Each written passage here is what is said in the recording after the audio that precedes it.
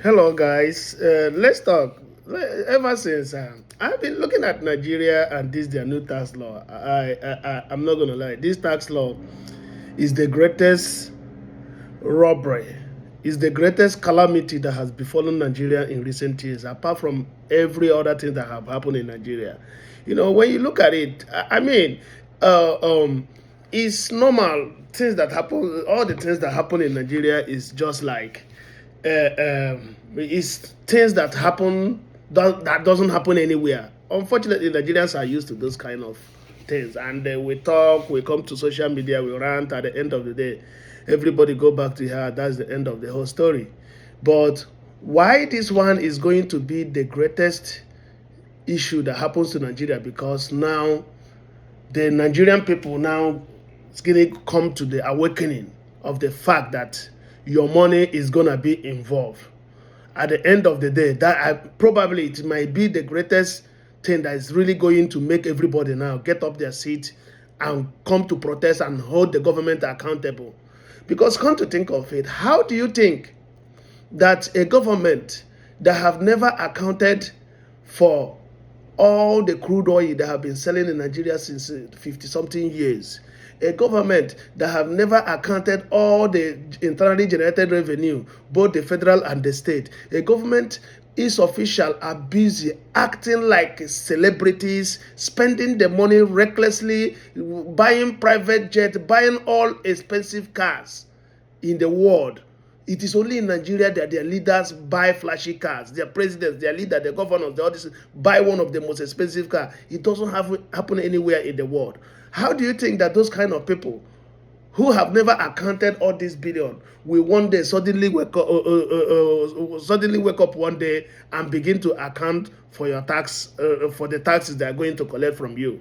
You see, that is even the why people like want to give people the benefit of that. Oh yeah, well, we understand that citizens supposed to pay tax. Tax is like a contract. You are doing this thing for me, so I am paying for it. But this government, this oil belong to all of us. All these natural resources belong to all of us. These guys have intentionally be ripping the country apart, spending this money on their private life. In fact, how much more can these people acquire? And they will be satisfied. You see, it is no longer being greedy. It is now a sickness. Nigerian politicians are sick. Nigerian leaders are sick. An average Nigerian person, it is not only Nigerian people. It is like they say the government is as good or as bad as its citizens. Because at the end of the day, you bring another citizen of Nigeria, put in those offices, they act more than the people that are already there. So even when you see most Nigerians condemn corruption, it is not really they hate it. It's just because they are not the people that are benefiting from it. But when the coins flip, they will tell you, oh, please, oh, I beg you, no carry your own, can't disturb me now. It's my turn. And you see a government of Tinubu who bullied himself into office on the premise of it is my turn. It's just the same philosophy, because when he talk about it is my turn, it is my turn. I kept quiet for 8 years.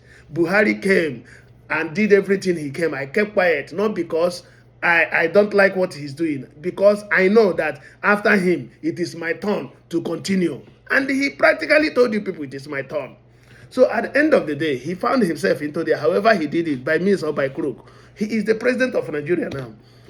The first thing in the day, oh, subsidy is gone. Oh, the reason we are removing subsidy is because we want to save the money. We are putting tons of trillions of dollars trying to maintain subsidy. This and that. By that, excuse me, all the money we are going to spend in subsidy, we are going to save in subsidy. We are going to use it to do this, do this, do this. Now, this is almost 2 years now. How much has Tinubu saved in subsidy? And what has he done with the subsidy? What was he busy doing? He was busy sharing it with his cronies in the governors. And the governors are busy throwing party, traveling here and there. So it is still the same circle. So unfortunately, Nigerian citizens watch, and this atrocity happened before their presence. They are not paying attention because maybe they don't see the oil money. They don't, they don't even know. Nigeria as a country do not even know how many barrels of oil they even produce. Even these oil companies owned by international foreign countries don't even account for all the money they extract from inside the ground to the Nigerian government. It's just, maybe they might even extract billions of barrels and they tell you it is 1 million. And the government will just do it because knowing that they are not going to account for it. So, I mean, it is a whole kind of, it is a very, very, Nigerian citizen has really found themselves in an unfortunate situation. Sometimes they talk about this tax law. You keep talking about it. When the reality is going to hit is when your money will be garnished from your account, especially with this alteration. That one is a discussion for another time, because you see, this is not new. It's the same thing they do in anywhere you go. You sign an agreement with somebody. As soon as you leave, the person tampers it. You go to the police. The police be like, "Oh no, he has apologized. He has this." But what he just did is a serious crime.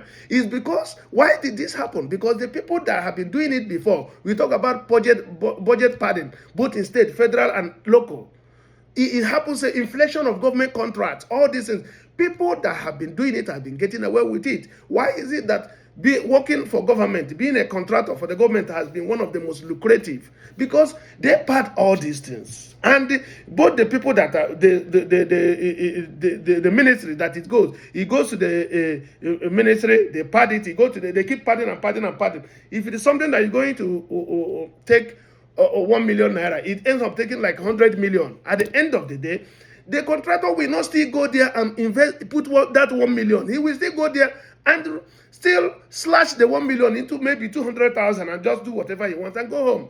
Nobody is held accountable. Why? Because all the roads that led to the contractor have been compromised. Now, if you want to hold the contractor accountable, the contractor will tell you, after all, I gave you 1 million. He didn't even put that 1 million. And now, in order not to be held accountable, it's become an organized crime. This is what is happening, and a clear implementation of what is happening in this Tinubu's government. Now, when you talk about it, people are like, oh, you are from Igbo, and that is what they do. You are from Igbo. Oh, you are from Hausa. You are trying to disrupt our government. The average Yoruba people that are perpetrating all this division, or the average Igbo people that what are they benefiting from it? They are still buying the same thing, the same price. They are still suffering in this same economy. But why are we hell-bent in protecting a thief that is from our side? Because that thief is from our side. It doesn't matter. A thief that is from... Look at what the Northerners did for 8 years. The Northerners vehemently... They knew that Buhari was brain dead even when he was in office. He couldn't even do anything. Buhari and Emefiele single-handedly destroyed Nigerian economy. Tinubu, all of them knew. All these guys that are in APC knew. But they sat and watched with the support of all these northern elders you see that are making noise all over the places now. That North is this. Buhari, go to Katsina State. Katsina is in ruin. Buhari is the most great. Buhari is another calamity that has happened to Nigeria. But these people watch. Why? Because Buhari is a northerner. Now, Tinubu, the southwest now, the Yoruba people now are watching Tinubu. He is decimating, because he said he's going to continue from what Buhari stops. He is decimating the entire economy in the name of reform and all the rest of them. I agree, some reforms are going here and there, but read in between the lines. When they sign these MOUs, go and read those documents. When they do these taxes, go and read those documents. Look at the underlying implication. Analyze it and see that who really benefits from all these things. So, at the end of the day, it's still the Nigerian masses. If the Nigerian people do not wake up to the fact that all these politicians, it doesn't matter their tribe, it doesn't matter their religion, it doesn't matter where they come from, it doesn't matter this thing, all of them need to be held accountable.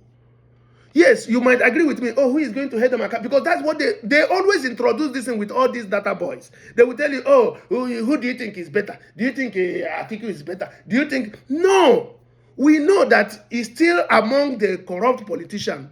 that is going to be, that you guys are still going to elect. But at the end of the day, if a elected leader sees that he lost election as a result of what the people demanded, he didn't do it, he loses election, and the people insist and take him out of office, the leader now, another person that is coming in will be scared. And he will be listening. These guys don't listen to you guys. They look at you as clowns. They introduce one ethnic agenda, one religious agenda, one is at the end of the day, they keep stealing what they are stealing. Look at Nigeria is going back to one-party system. Why are they going to one party? Because politicians think about the next election, while leaders only worry about the people. So, unfortunately, you guys are in this circle. It's gonna be messy. It's going to be messy. But I mean, it is what it is. Nigeria is in a very, very difficult situation, and the people do not even know the problem they are into. So I pray God give them. I don't know. At this point, God cannot even save Nigeria. Because God is busy saving people that are ready to be saved. Because God cannot do what you can do for yourself. Nigerians should stop disturbing God, because God has a lot of things he wants to do that are for people that are serious. So, I mean, anything they want to do, they should do it for themselves. Take your destiny in your own hands. That's the only way. Other people in other countries hold government accountable. They march to the street. The government will do the government will do we shoot, do intimidate others. That's what they do. They shoot one person, everybody run away. Nigerians don't want to die. Well, it is what it is. When the chicken has come home to roost, is this tax law. Let me see how much you are going to pay somebody to vote for you. Is that money going to pay for his taxes at the end of the taxes he introduced at the end of the year? When somebody is required to pay 20% of 800,000 or whatever that, I don't want to even get the details of it. Now, you come to the ballot box, you give that person 10,000 to vote for you. 10,000 for what now? Why he is paying more than 30,000 or 40,000 or 50,000 in taxes for the year? So unless you're going to give everybody back their taxes to vote for you. So in a way, if you look at it in a way, it's good. But just that in the midst of all these things, they change the contract, they change the agreement. It is always a breach. You cannot even discuss a business with somebody in Nigeria and it goes the way you plan it. It has become Nigerian thing, and it comes from the head, the government. You discuss a project with a client. A client will say, okay, I'm going to deliver on so and so time. When the time comes, a story upon story, if it is not Dangote that